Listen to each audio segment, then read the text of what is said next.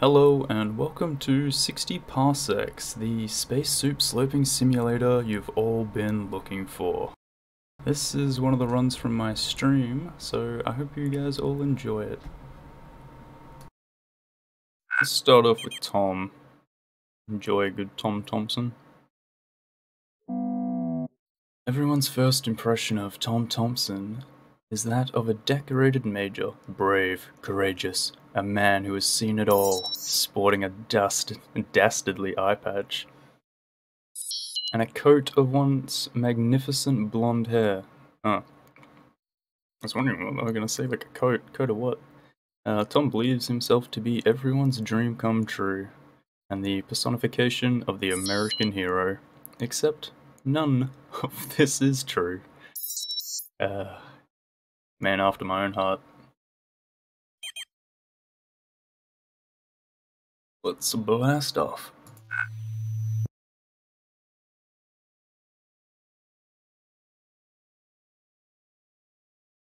If only I spoke Russian, I could understand this poster, because I've scribbled out a word.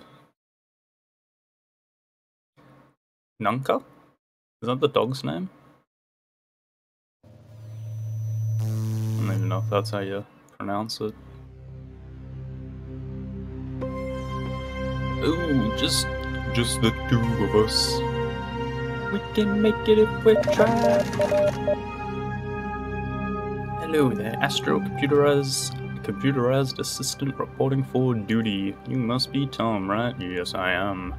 I'm pleased to announce that you've been randomly selected to become the captain of this vessel. Congratulations! We have a book, we have some duct tape, we have a battery, and the old 20-20-20 for food. It's not bad. Is that music a bit too loud, maybe? Nah. On behalf of Astro Citizen Program, please accept our apologies for the small inconvenience of being transported 60 parsecs away from Earth. Okay. Your mission is to find a safe place to land and be a mad lad. Gotcha. Send 3 successful expeditions on a strange new world. And find a spot to land. Now let's just a little bit turn that down. Right. We have D.D. Hawkins. Captain, this is our first day of your command and your interstellar voyage. An inspiring speech is in order. Your fellow Astro Citizen... Yep. I thought it meant Astro Citizens, but no, we only have one extra. Depends on you to make the right decisions and to give a great speech. This is it, Captain. You can really show what breed of captain you will be on this incredible journey. What kind of speech will you give? We're gonna give a fit speech about strength, because we are the embodiment of the American hero.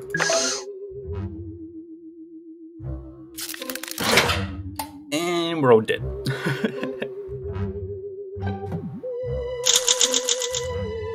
On the edge of space, one can only survive if he is tough as nails. You fit the profile, Captain. You did, and so did your powerful speech. May all that oppose you tremble in fear. No one can stop you and your crew. Awesome, it's quite a performance. Captain, your crew started cheering even before you were finished with the speech. Long live the Captain. Alright.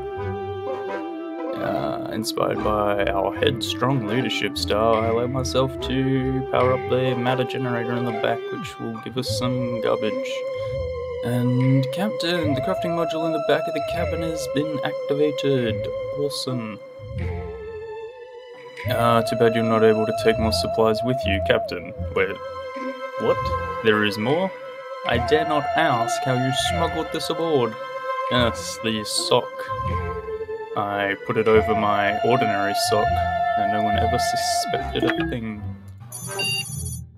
Oh, what?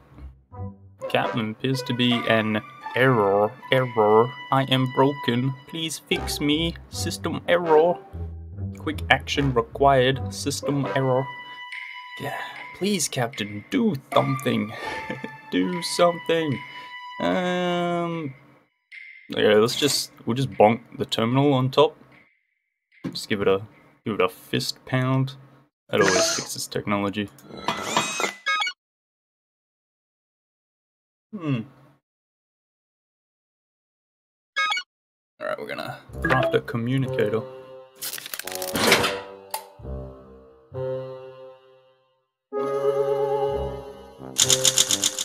Greetings, Captain. The error is no more. Automatic reboot did the trick. I'm afraid it wasn't your salvo of punches that helped. Sure, buddy. Sure, buddy. I dare say that beating was more painful for you than it was for me. That's probably true. You shouldn't overexert yourself like this, Captain. I would recommend eating something before you pass out from exhaustion, and our phone is complete. Captain, I've got good news and I've got bad news. The good news is that using the airlock as a space toilet was a success. It's now packed and ready to be emptied into space. Bad news is that the airlock hatch is jammed. If you don't fix it soon, our clogged toilet will quickly become an extinction-level event. How will you save the human race? By doing absolutely nothing. Seems like a good course of action. Alright, let's make the lighter.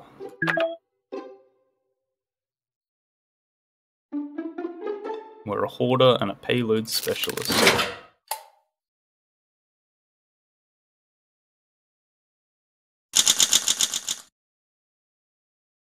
Hey, Kitty9, welcome. You watch 60 seconds sometimes? That's awesome, yeah, I also enjoy 60 seconds. 60 parsecs is a little different.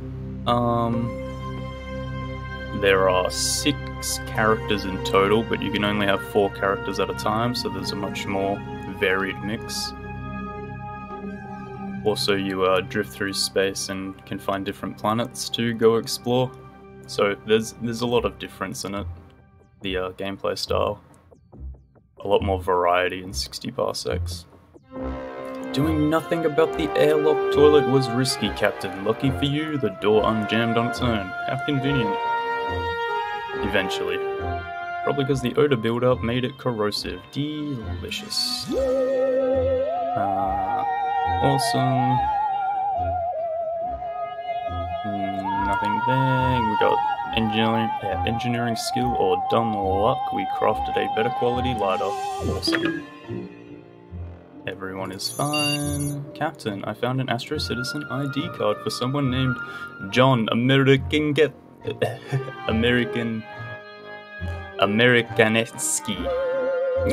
Fucking hell. There's no one by that name listed on our database. Could there be someone living among us? Dun dun dun, how suspicious. Only lead is our ID. Was found next to a soldered shut vent. How will you solve this mystery? With our intelligence. And... Alright, so I'm gonna scrap the lighter we crafted. Because it came out better than what we wanted. We get extra resources for that.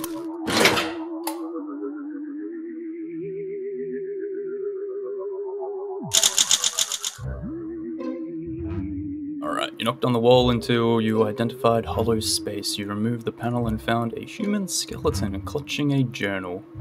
What do you mean, alien ruins, sir? That's, cleric. Wait, a red spy? Okay, situation folder, dead red over a living room any day, but he's wearing some armor and we stole that from him. And we recycled the lighter. Awesome. Oh, wait, this isn't too bad. The shuttle lacks the EM shielding found on larger vessels. Put simply, it was never meant for long-term space travel. There are some inherent risks, namely to your skin, and it's called melanoma. Sunscreen, we don't have a medkit. We wouldn't worry about that anyway. Okay, we can craft a medkit. Preemptive medkit craft.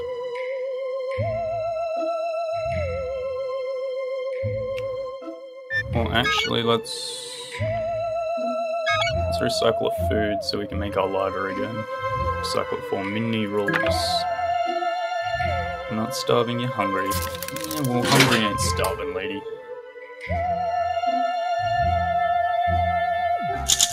Ooh, we're not looking so hot. You did not wear sunscreen to block the harsh electromagnetic rays flying wantonly through the vacuum of space. You claim that sunscreen makes you break out. I can't verify if this is true or false, seeing as I'm an AI, never experienced a pimple, you lucky little bastard. Alright, nothing really happened, and our recycling operation is complete. Are you starving? That's weird. Okay, let's make a first aid kit. No, let's make the lighter. So indecisive. The oxygen level is dropping. We have a malfunctioning filter in the main board. Oh, in the main onboard support circuit for the oxygen waste, or Moscow for short. I don't know who named it, and we cannot rule out sabotage. You should fix it. Okay, you can reach Moscow from 0G. Limber, average, clever, wimpy. Let's go with Dee Dee. Well, don't fix the old Moscow, would you, Dee Dee?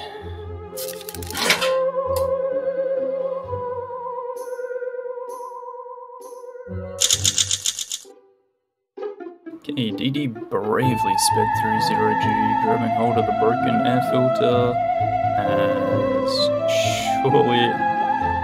surely as a gecko dipped in glue. It's a strange analogy. She pulled hard and was hit by a discharge of pure oxygen. Jesus. And that'll freshen you right up. Oh my god, my Sims is showing that all that oxygen made Dee Dee smarter. A human mind receiving an upgrade is something we should clearly celebrate. And we made a better quality lighter. Oh, this is going so good. Starving. You can have some soup, lady. You did very, very well. Lamenting the fact of humanity, Captain. At times like these, a return to a common human expression. You are what you eat. No, that's not it. Life goes on. We've considered self-medicating. The airlock toilet could produce some excellent space shine if on a few crew. Let's try the book. I don't really remember. I don't know what happens.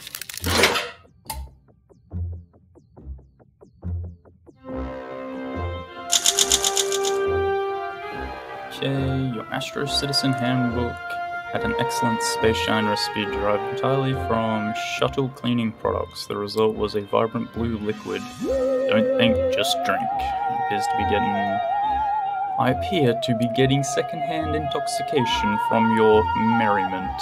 I've never told anyone this, but I was responsible for the northeastern blackout of '54. Wow, that feels good to admit. What the fuck? I don't actually know if there was a historical event of this northeastern blackout in what I assume would be 1954, because it would have to be, right? Blackout in 1854, I don't think would have worked. History, maybe. Your attention is required, Captain. This is most abnormal. We are registering unknown transmissions, but I cannot identify who is sending them. And more importantly, what they contain. It might be a solar flare interference, or worse, a new type of Soviet encryption. We need to decipher these signals as soon as possible. For all we know, our survival depends on it. Dee Dee, get to work on those communications. I can communicate them up the wazoo. Okay, we can... raw food, I guess. Yeah, we will need a little bit more food soon.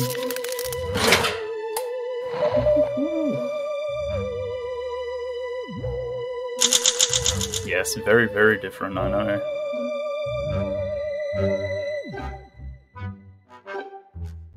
I prefer 60 parsecs a lot more than 60 seconds.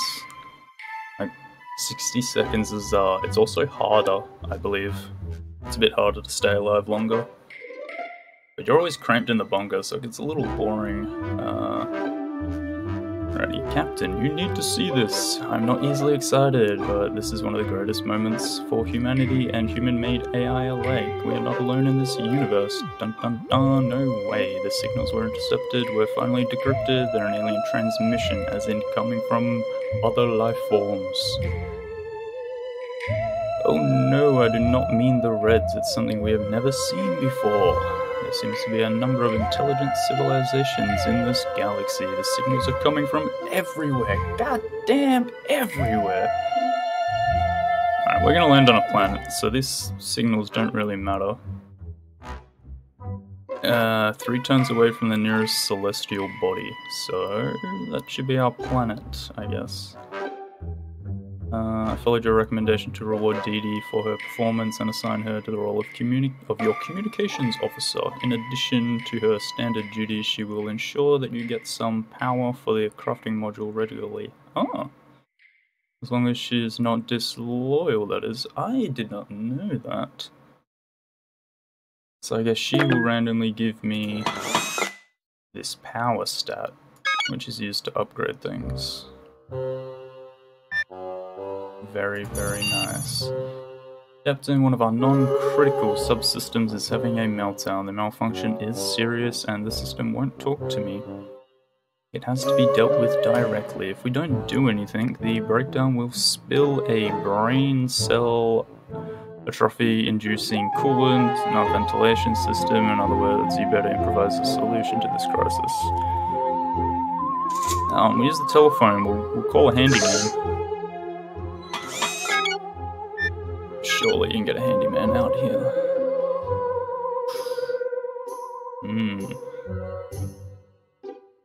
Upgrading the system might be... Yeah, let's do it. Let's upgrade the system.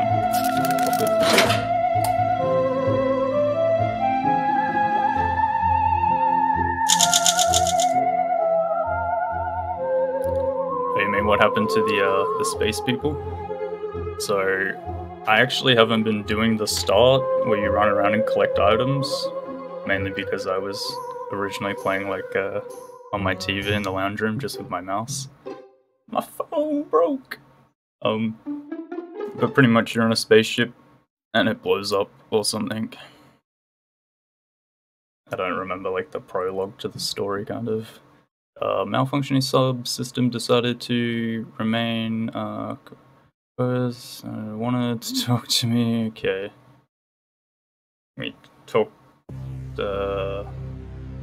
about its feelings. And its feelings were break the phone. Space travel is dull, so there are tons of ways to make it fun on your own. Trust me, I live in a computer. Let's design a game around the lighter. Who doesn't like lighter games?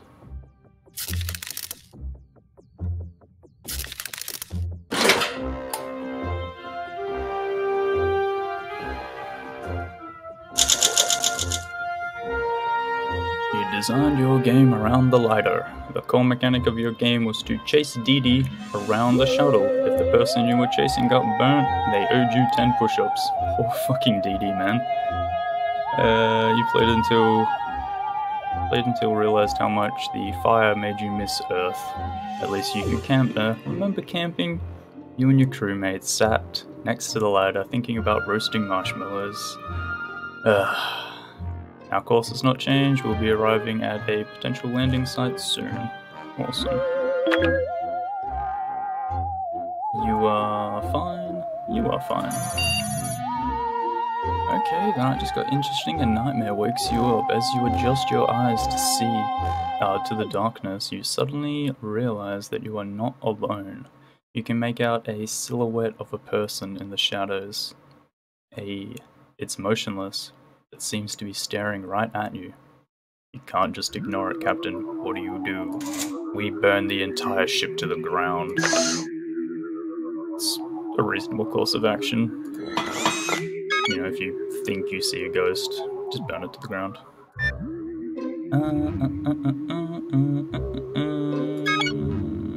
Recycle this phone because it's broken.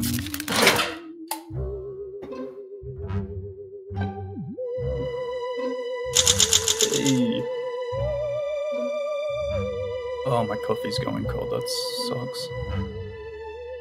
It was a fun night, Captain. When you woke, you noticed someone standing in the shadows. The figure didn't move, it just stared. Terrified, you whipped out your ladder to investigate the mystery. And believe it or not, your worst nightmare turned out to just be a mask hanging on the coat rack. Yep. You see, like, you think you see a spider or a ghost, just burn the building down. It's good to be safe that way. Bizarre, you didn't notice the mask before, but, you know, the one with the gift horse in the mouth? Nope, we have a mask. Cool beans. Captain, wake up. We're approaching some sort of celestial body, resembling a moon, but I think it's a small planet. Let me run a quick scan. Bippity boppity boop, scan complete. Yep, a small rocky planet with no organic life forms. No organic life forms, eh? But there is a lot of movement down there. Strange. My scanners detect a breathable atmosphere but low in oxygen. Captain, if you want to land on this planet safely, you will have to fix up a small malfunction in our steering system. Since we're not able to turn at the moment, and you will have to do it before we float away from the planet. Hurry. Kinda want to use the ladder to see what happens. But we'll wait. Let's use the book. We'll throw the book at the steering wheel, and that should do it.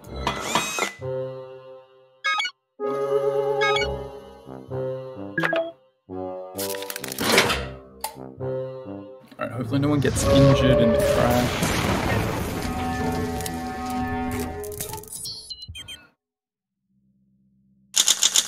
Of course we got injured. Oh my god, it looks like a shark took a bite out of us. Alright. You flip through your trusty notebook looking for some kind of manual or at least a How to Land a Spaceship for Dummies chapter. Too bad you're a really slow reader. I can relate.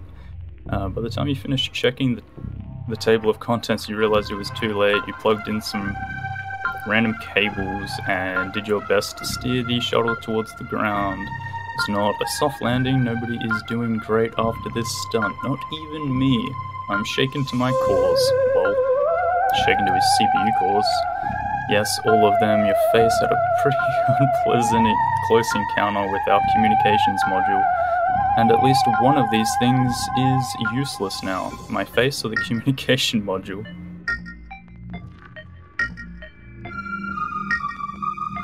It has limited cutscenes. There are a couple, I think.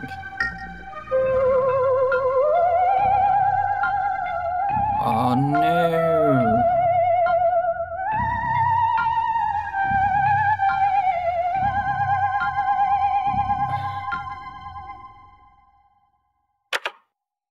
Alright, fix the shuttle's communication system, await instructions, and send Dee Dee out 3 times.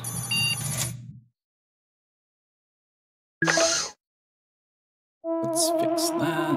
You're hurt, you're starving.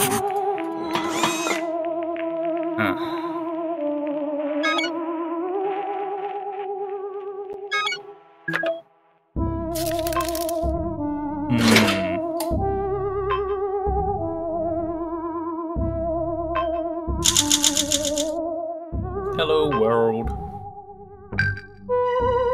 Great success, Captain. The communicator attached to the communications console worked like a charm. I won't judge the aesthetics since we can finally receive and answer transmissions. Now all we need to do is wait for someone to contact us. Someone will find us eventually. Awesome. And Dee Dee was amazed. What we achieved today, she almost smiled. Wow. Big hope. Something fell from the sky in a flash, and now you are surrounded by a swarm of red-winged somethings. Of course, I anticipated this. This is scenario number 87,394B. Small creatures are flying into our walls in waves, causing the hull to reverberate like a speaker. Are you God? They reverberate. For generations we have been searching for the one who thinks outside the hive. Each jump from planet to planet, decimating us. Are you the one? I, for one, believe you deserve a cult following, Captain. Alright, we're done with the cow, so we do nothing. Let's see what happens.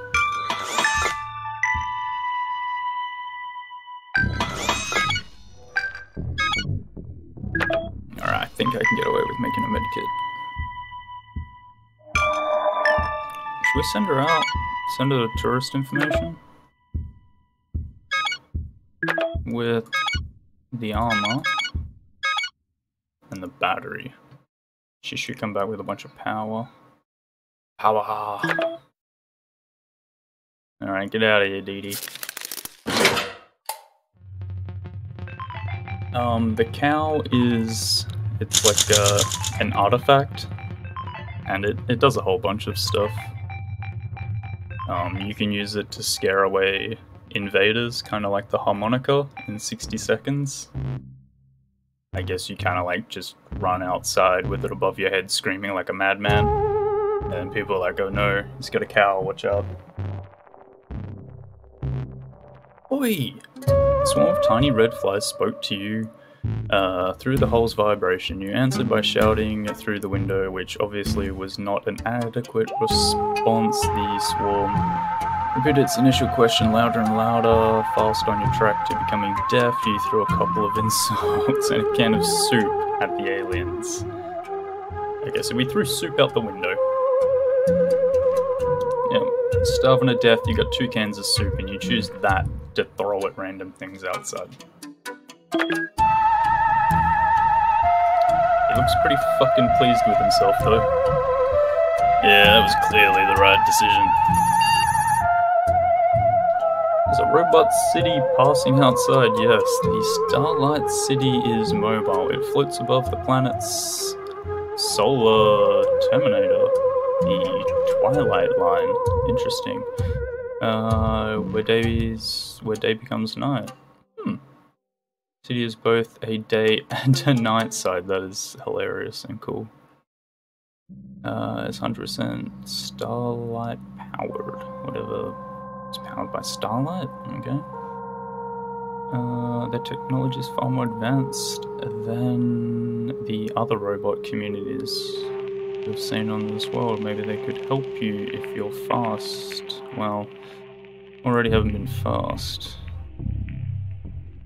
I don't know if I've ever had this pop up. Let's chase the city. So, the city kind of like floats or moves along. What do they call it? Solar Terminator, the Twilight Line. It's like as your planet spins and moves around the sun, and it changes from night to day, and it just constantly tries to stay in that one spot where the sun's setting. That's fucking awesome. Ah, dude, you're a hoarder. Can you hoard a medkit? Whip it out of your ass?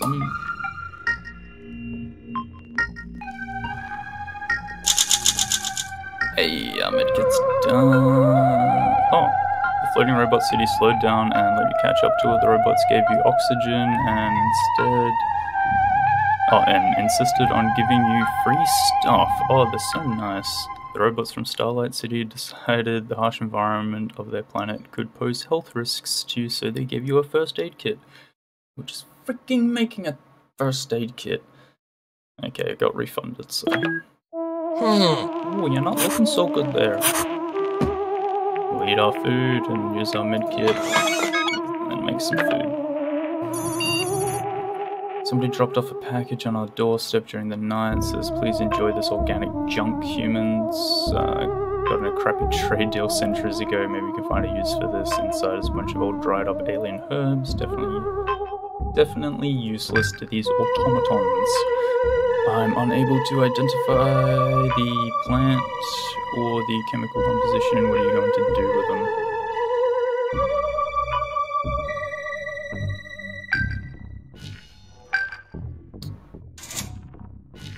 I have to know, what does the sock puppet do? Am I going to fill the sock puppet up with a bunch of dried herbs? We're gonna make alien pulpery in a sausage.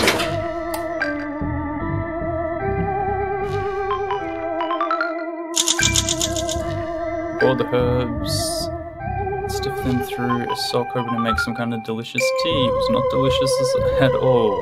Okay. Well, screwed that one. Hello, coffee brewing bots are steaming angrily at our door. They're demanding you release their leader. Captain, I think they mean me. I transmit with them occasionally about things you wouldn't understand, like problems with defragmenting. How code execution feels? Like how it feels to run code. Said I couldn't meet them because of you. They jumped to conclusions and thought you were holding me captive. Oops, my bad. How will you handle this? We're gonna handle these intelligent automatons with our own low-level average human intelligence.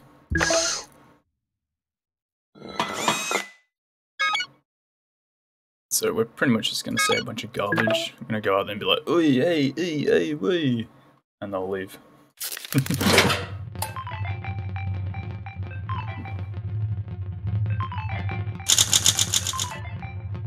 Okay, angry coffee brewing bots were at your door. Boldly you open the airlock and ask them the difference between a Chemex and a Mokapot.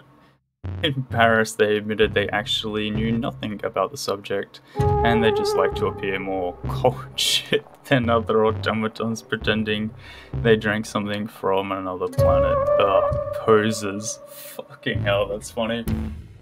God damn. Where was I? The bots believed your good intentions. Cool. They seemed subdued without their righteous cause. Soon a transmission about wrongfully whose espresso maker sent them on a new quest. They are now leaving behind a shovel. What were they doing with a shovel? They're like, man, we'd really like drinking coffee. Look at my shovel.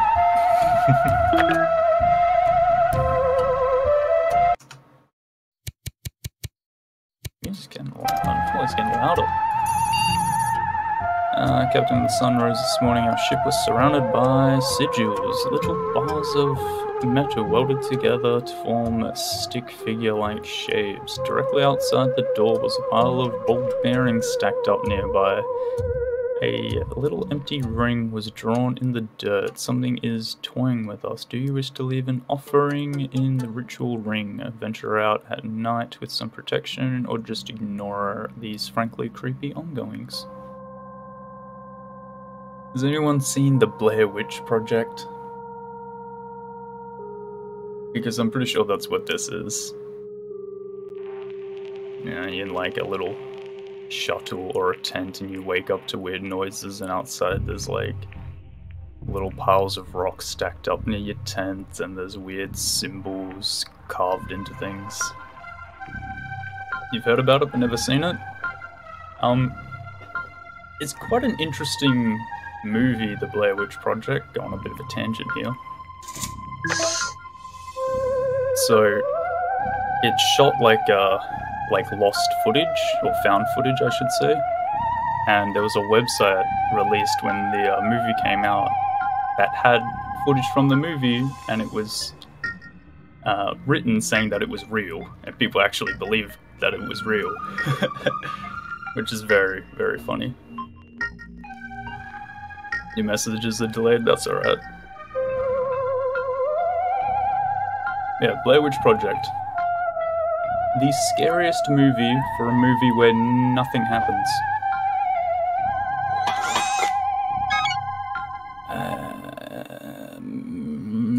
Medkit.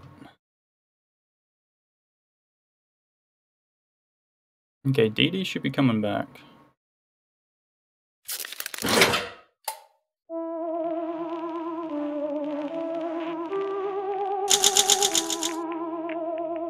After we discovered all the odious signs and symbols being left strewn around our shuttle, you decided to keep your head down and pretend they didn't exist. But there have been more and more symbols cropping up. One even kept appearing right in the shuttle window whenever your back was turned. Eventually you flipped out and buried all of it behind the ship. We haven't seen any since then. But you're a bit unraveled. Oh, we're gonna go insane because of this. Please try to take care of your mental well-being. How about no? Dee Dee has returned safely from her expedition. She says that she's a bit hungry. I don't care. When scanning her body, I detect some mental imbalances and a little weakness. Okay. Path was a little tricky, dusty, and crumbly. Surface on the planet makes a real easy trip to fall. Alright, well. Oh, the armor has lost the battle with sharp rocks. It looks fine, it's just okay. She got 37 battery. Awesome. She got a sock from a mysterious employee explained it is a series of board beeps and distorted words. Museum library, she didn't expect to stumble upon. She just found a sock. And she found 3 food. Very nice. Can you hear that, Captain? It sounds like mosquitoes. It is mosquitoes. See, there's one. Get it. No, wait. Those aren't ordinary insects. They're robot constructions. Extraordinary. The armor.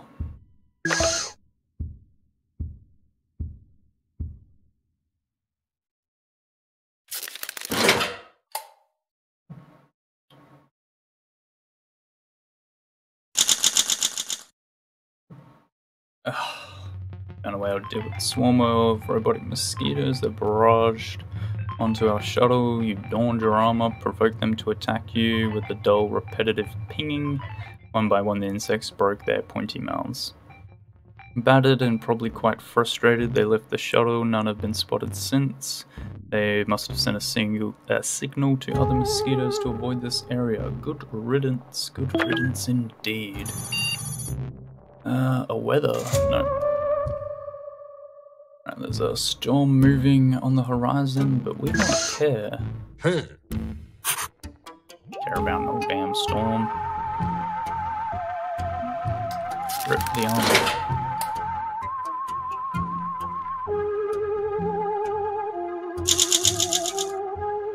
Choose to wait out the storm rather than run the monitoring system, and everything was okay. Huh. Dee Dee, eat some food.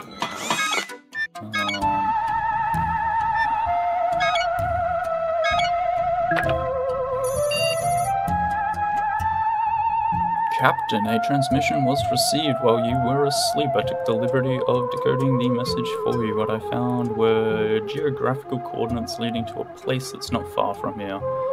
Oh, the message also mentioned you should try bringing a sock puppet with you. It doesn't say why. Will you answer the call? Yeah, I guess so. I do need to find a way off the planet. Like an ending.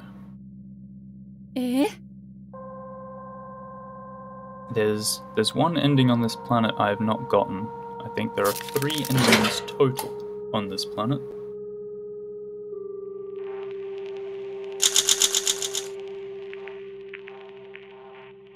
Alright, you approached the location, held up the sock puppet on one hand, and exclaimed, "I come in peace." A small metal figure stepped out from behind a rock. Her name was 5H3 1L4, or Sheila, I'm pretty sure that's meant to say. And her disappointed look made it obvious she was expecting someone else entirely. Alas, you're not a handsome young robot named Dumbo. Sheila, or Izzy, okay, yep, Sheila is her name, laments a glitch that occurred in her programming, making her fall in love with a young Dumbo, despite both of them already having different companions assigned by their planet systems. Romeo and Juliet. Sheila believes Dumbo's programming is not flawed and he cannot return her feelings. Cool beans. Alright, so we lost our sock puppet again. That's a terrible waste of resources. A family of robotic nomads set up camp nearby, Captain. The Elder wants to meet you and Dee Dee. My scans show they do not have any weapons, even sharp sticks. How will you approach them? With our flexibility.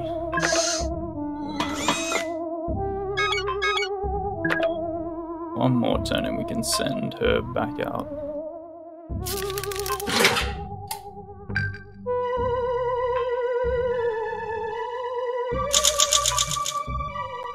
You and Dee Dee danced merrily into the robot camp. The robots only peeked out of their improvised huts at first, but when they saw you came in peace, they came out to greet you. The Elder said they'd long outgrown the plague of violence. The robot gave you a firm handshake. He winced as he nearly crushed your hand, but smiled anyway. Well, isn't that nice?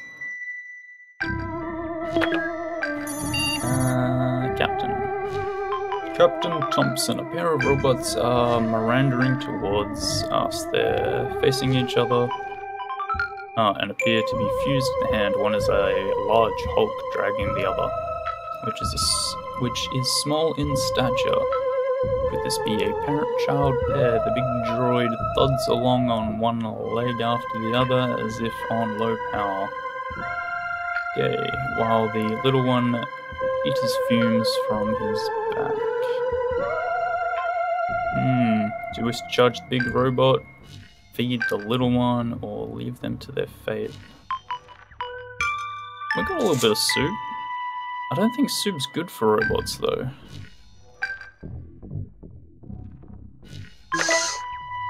What? Why not? Let's make this statue. And Dee Dee, how would you like to go somewhere? Send her to the village?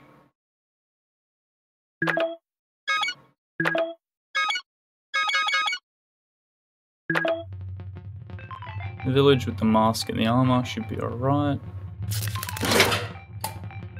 The old she'll be right.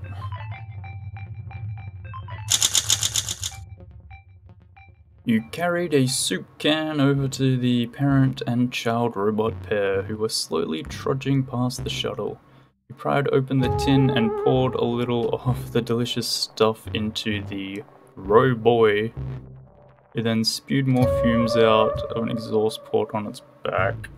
I think we fucked up. Pouring food into a machine is a little risky, Captain. But the child bot... Oh, okay, but the child bot sprung to life. As did the parent droid, who clutched its mechanical offspring close in a rich display of digital love. Aww. You felt pride and satisfaction in your chest as they walked off into the distance. Okay, and Dee Dee went to explore stuff and we made the artifact.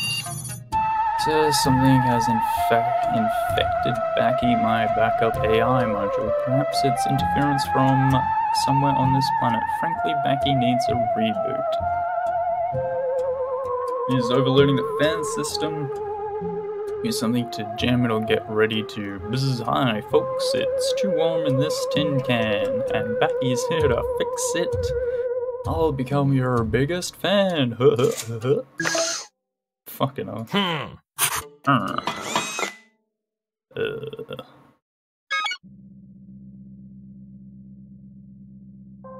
Make it a soup, please.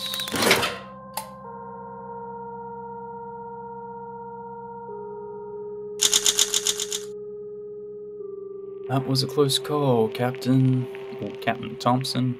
Baki had malfunction and was overspinning one of our fans.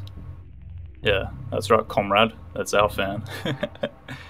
You managed to leap up and yank its housing out slightly. It's slowed to a stop. I must keep a tighter leash on Baki in the future. Is more of a superficial intelligence. Oh, we got the contact from the robot.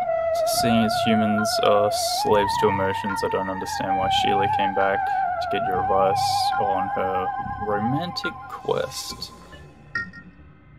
Is there a way to make a different robot love her unconditionally, or is it possible for her to get rid of her defective feelings module altogether?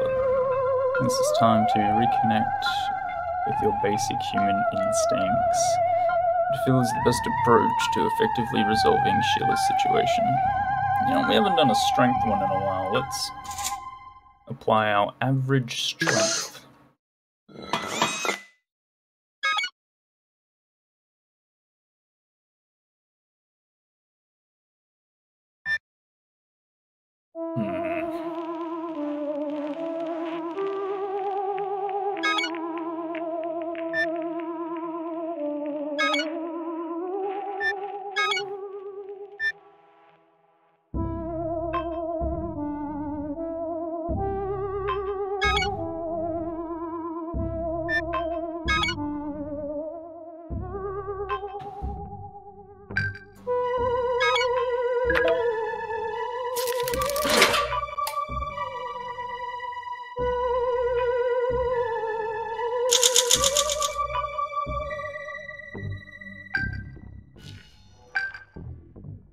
Together with Sheila, you decided that the best defense is a good offense. You promised to help her cause a similar glitch in Dumbo's programming.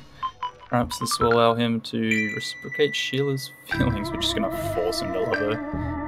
I have to say, Captain, this isn't the most ethical decision, especially considering that this society already has matchmaking rules. Alright, let's start looking around for spare tools and parts. I'm sure Sheila is going to need a few things to complete this procedure, and we made a phone. Nope. Like brand new human, I was just testing it out. Okay, so he gave us one and we got a suit. Excellent. I have a visitor, Captain, a sentient robot introducing himself as Charles D12. Welcoming us to the planet of his people. He's asking us for aid, hurt his arm in a fall, by his assistance. Some advanced technology, Captain. I'm not sure if we can do much to help poor Charlie here. Perhaps you can devise a solution. Yeah, let's duct tape him back together. Shit works wonders. Day 27. We fixed up the wandering robot's arm using some tape, truly the cornerstone of human invention. Charlie said I could call him Charlie. Was properly impressed and offered to repay the favor. The robot shared with some information about local customs. The mechanical denizens of this planet have pronounced violence, and Charlie assures us that we are welcome and should feel safe here. As he was leaving, he promised to throw in a good word for us to his compatriots. Okay, who are your compatriots, though, my good friend?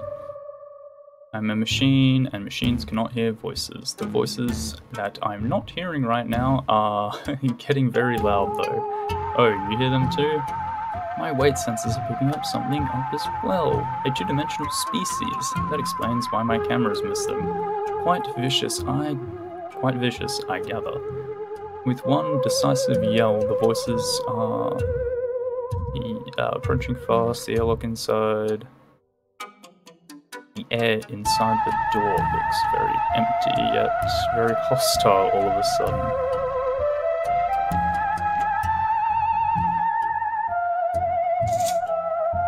I think this breaks the communicator.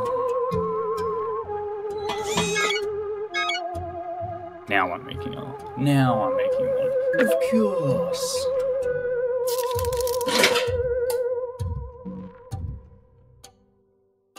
Dee, she's back. Two-dimensional species attacked our ship.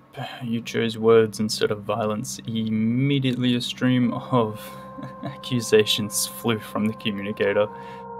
The voices claimed you were prejudiced against the non-depth. You just don't like us because we only have 2 dimensions, man. Unflappable, you apologize for all 3-dimensional beings. They were touched, called you flat in spirit, and vowed to cease hostilities towards the depth-dependent.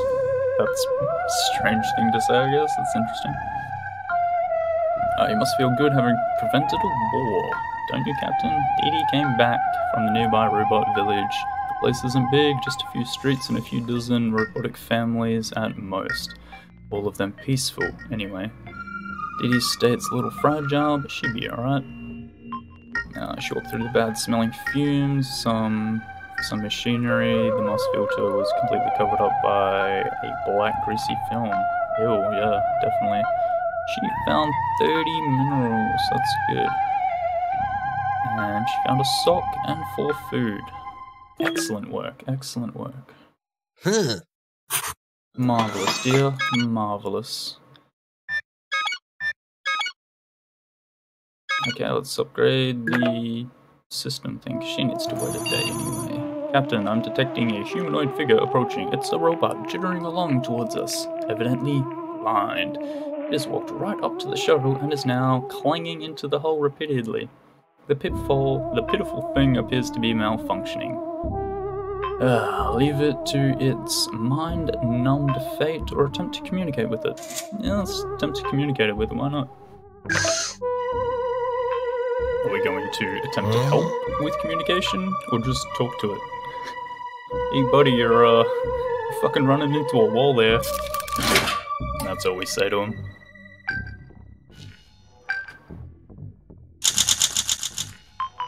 As the demented robot nearly kept methodically clanging its head off our hull, you decided to use the communicator to try to come to a mutual non-clanging agreement. The radio signal must have penetrated the robot's choppy mind on some level. It looked around bemusedly?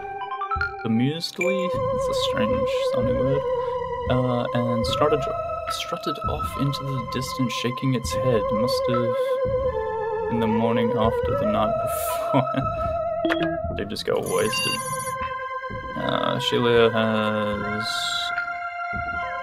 Sheila, the troubled robot, is currently trying to gather some mechanical parts and tools to help her create a malfunction in a fellow robot, Dumbo.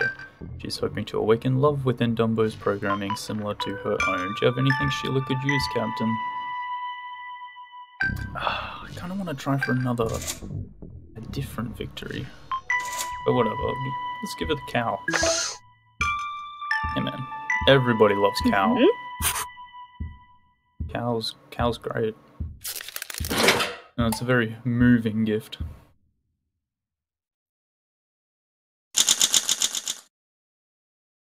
That's an odd choice, Captain. Sheila seems grateful, though. She must have a good plan on how to use this artifact. My history module contains examples of humans weaving similar artifacts around and achieving great results. I'm fairly certain it will not hurt to try unless someone drops it on their feet. That's quite a good point. Captain, you should know this could be seen as interference with the society's matchmaking rules. The fully objective system has already assigned... What is this, like their god, their leader? Fully objective system? Already assigned their robo-mates to both Sheila and Dumbo.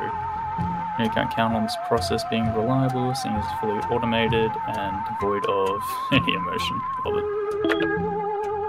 Alright, lady, you're going out. Actually, let's check this first. Captain Dee Dee's bored. So bored she doesn't want to bother you. So she won't complain. She's just looking around and sighs loudly. If you trust she would not damage anything, you could encourage her to tinker with something. Yes, tinker with the helmet, please. And let's remake our cow statue. And let's, oh my god, look at all these places. Okay, bomb craters. Oil Falls. Interesting. Library. Robot statue. Charging hub.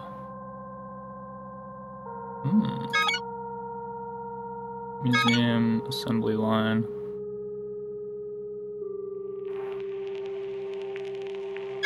I don't think I've ever been to these oil falls. Let's go here.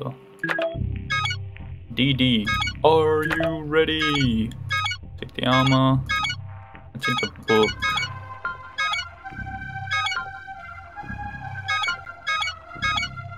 And yeah, the battery. Ooh, should take the lighter and light the entire oil fields on fire. That might be handy. Alright, we'll give her the battery. Peace be with you. DD, my dear. My darling.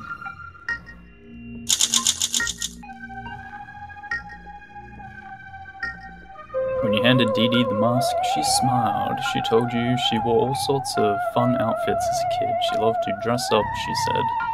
She used to have a knack for sewing and jazzing up her outfits. I'm happy to report crewmate Dawkins spruced up the dusty mask significantly using some bits and bubbles she found on board. Alright. Look at it. Awesome.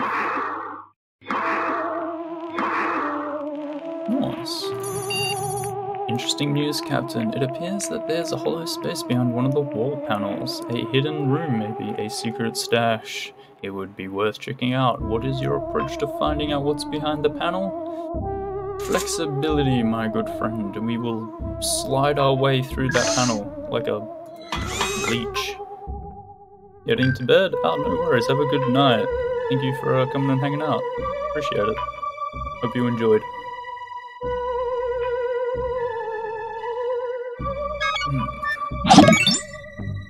Hey, thank you very much for the follow. I appreciate that too.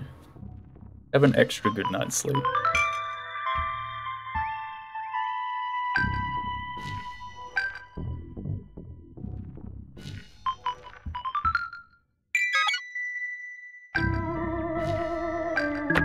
Oh, no, don't do that. Let's scrap the phone.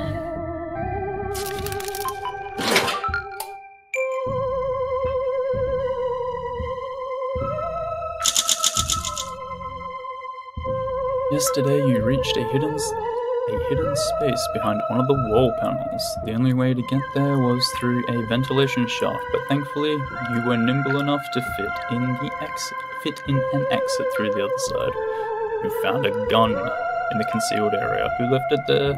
And for what purpose? Ah, mysteries. They make the galaxy turn, don't they? That's a little suspicious coming from the computer. It hid the gun there, just in case. Found a couple of rusted, swollen cans of soup in the darkest corner of the ship. Someone must have put them there a long time ago and then completely forgotten about them. It doesn't look at all that safe to eat, but then again, it's canned soup. It's supposed to last for 737 years. Will you keep the cans? We shall keep the cans. They're swollen, so they probably contain even more food, right?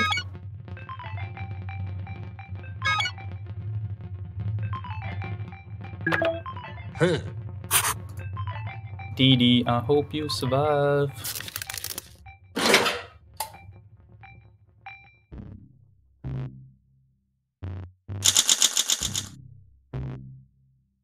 Oh yeah, that ancient soup you found gave you pause, and no wonder. It looks older than this ship, and yet, here it is. Who could have left it here? And again, who cares? Free soup. What could go wrong, right?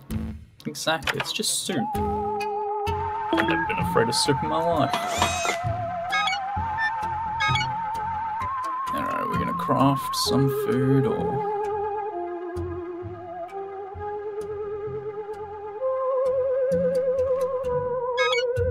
Alright, let's recycle that. She's gathered some... Okay, Captain, it is time. Sheila gathered some tools and parts and came over to your ship with one final request. to help her perform the procedure that will finally make Dumbo love her back. Yep, we're gonna kidnap him, stick him in a basement until Stockholm Syndrome takes over and re-release him back into society. She has executed an emergency deactivation on her future lover and brought him too. Oh my god, she knocked him out. It's a little extreme, but necessary for the procedure. She claims it's what Dumbo would have wanted. I'm sure. She's putting his life in your able hands. This will require some intense work. Which one of you is up to the task? Captain, who shall it be? Alrighty, I guess ourself. I don't really want to do this ending, but I kind of think I have to now that I went so far into it. TD, you're back. All achieved in 3 successful expeditions on a strange new world. Not bad for someone unqualified. The procedure was a success, largely because of your deft fingers. Sheila did her best to help out. When the work was done, she activated Dumbo gradually to help him avoid shock. She repurposed the artifact to resemble a little robot. It was very helpful in keeping Dumbo's attention after the operation. Oh, that's cute. We gave him a little, like, teddy bear. The only thing left to do now is to wait. Perhaps Sheila and Dumbo reach out soon, when he's doing better. DD is back, baby!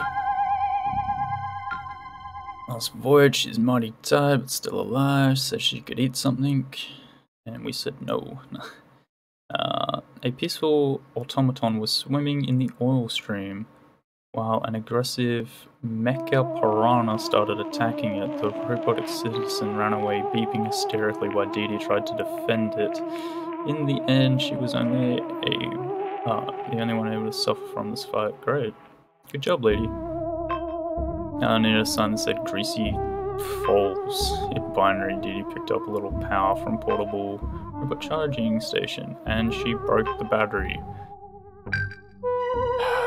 And then she broke the book, getting some more chems. Ooh, scrubbed out the oil from the stream and brought it back. Crafting purposes, 30 chems, that's awesome. And she found 3 food. Good job, lady. Good job. Weak and tired. Well, get over it. Weird spots in your arm, but we have the book, but it's broken, but we can still use it, that's good.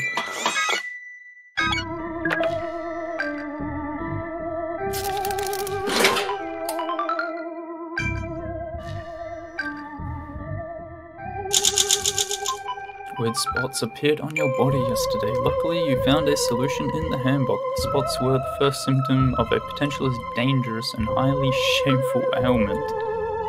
Shame. At least it was an easy cure. All you needed to do was to follow the step-by-step instructions in the handbook. So, we got a potentially dangerous and highly shameful ailment. So, we got a space STD pretty much. I don't know where we got it from. I don't know what this dude's been doing when the lights go out. And we made our communicator. The Petersons have moved in. Oh, gross. I thought it was just a cliche that cockroaches would be the only ones to survive a nuclear apocalypse, but it appears that a family of our hexapedal friends, aka 6-legged mofos, have hitched a ride with us. Captain, be careful. These roaches are bigger, smarter, and far more dangerous than the average representatives of their species. You could try to kill them, or let them be. Want to go on a bug hunt? Nah, let them be. Look, they got little helmets on. And this one's waving at me. Waving is a very friendly gesture, I think.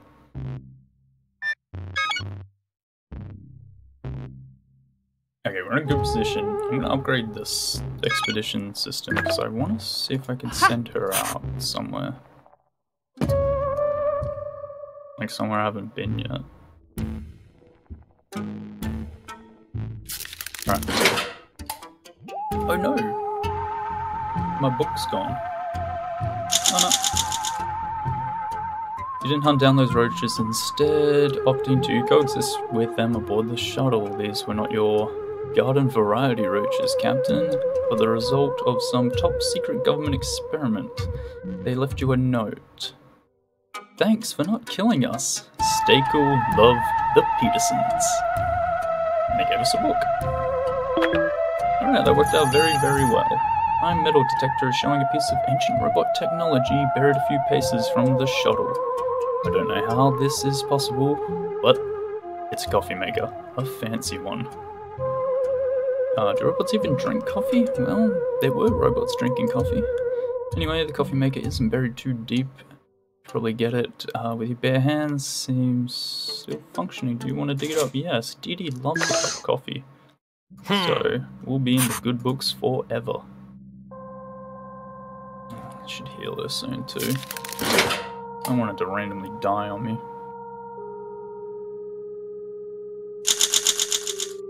You and Dee Dee dug up the fancy coffee maker and discovered it was still full of beans. Genetically engineered to meet robot tastes, meaning the longest lasting and best tasting in the universe. They were still good. You sat and shared the most amazing cup of coffee of your lives. I need a drink too.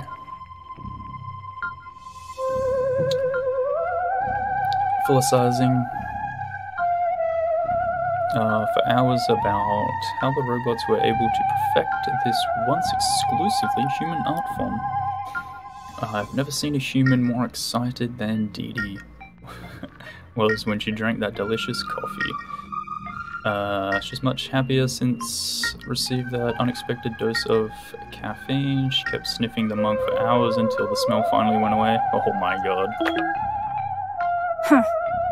Let's give you the medkit, you know?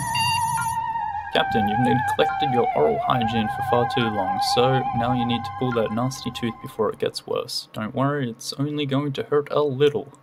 And there might be a complimentary sticker in it for you. Sticker? Sign me the hell up. As protocol, necessary tools will automatically dispense one piece of string, one bottle of anesthetic, and the Astro Citizen logo and anesthetic handwritten on it. Okay, Dee Dee will be our assistant for this. Comms officer Dee Dee, pull that tooth. Ow, my tooth!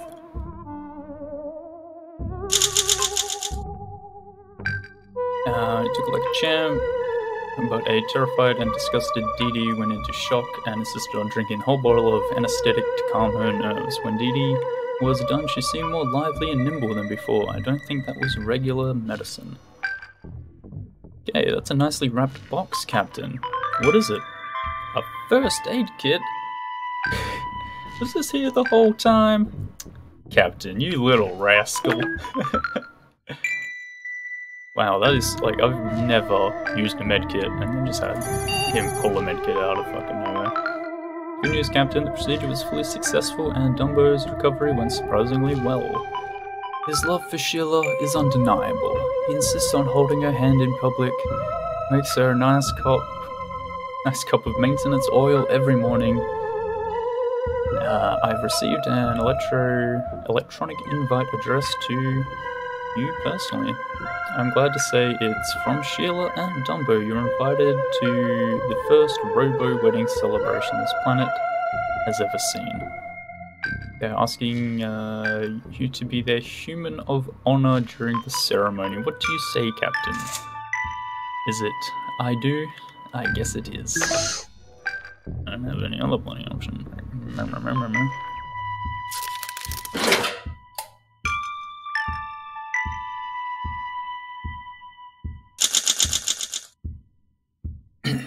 Oh.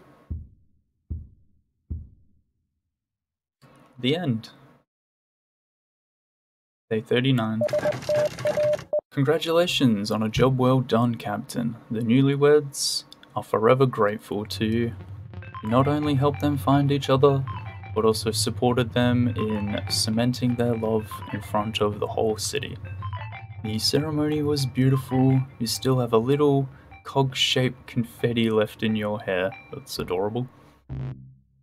But this is just the beginning, Captain. The future is looking relatively bright for everyone involved. Looks like you are very welcome. Looks like you are very welcome to stay here. If you remain alert, Dee Dee still considers you her friend.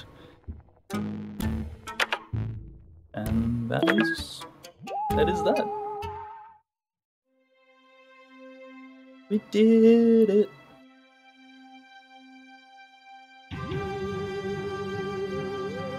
Now look at us walking. Oh, look at this fancy little fella. He reminds me of number 5 from this old movie called Short Circuit. Don't know if anyone's actually seen it. Good funny movie about a robot. Yeah, look at that. We weren't even very far from the city, and we just hung out in here for almost a month. And so, Captain Tom Thompson and his crewmate Dee Dee Dawkins have made a permanent residence on the planet of Robotofu. During these trying times of seemingly being stranded in a strange and unfamiliar place, both Captain Tom and his crew showed hearts of gold and made friendships for life. This might not be the utopia of their dreams, but it can and will be the place they call home. Captain Thompson's friendship and support helped Dee Dee overcome at least some of her anxieties. She relaxed a little, although her obsession with coffee continued. Following his mission's completion, Captain Thompson made a vow to himself. From this day on, he would tell no lies. He would become a better man. The experiment showed promise, but ultimately ended after 2 days, during which Tom tried various strategies such as taping his own mouth shut and actively avoiding anything and anyone with a pair of ears. It seems like ages have passed since 2 amateur astronauts left Earth's orbit expecting certain doom. Now the brave pair of survivors look into the future with renewed optimism. As one tale comes to a close, another begins.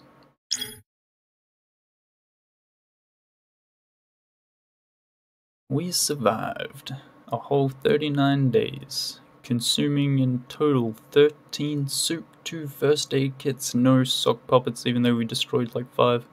We did 3 out of 3 successful expeditions, discovered all 12 locations. I think that's like carries forth on other runs. We got back 7 items, crafted 16, upgraded none, and recycled 7. It was pretty good. I enjoyed that thoroughly.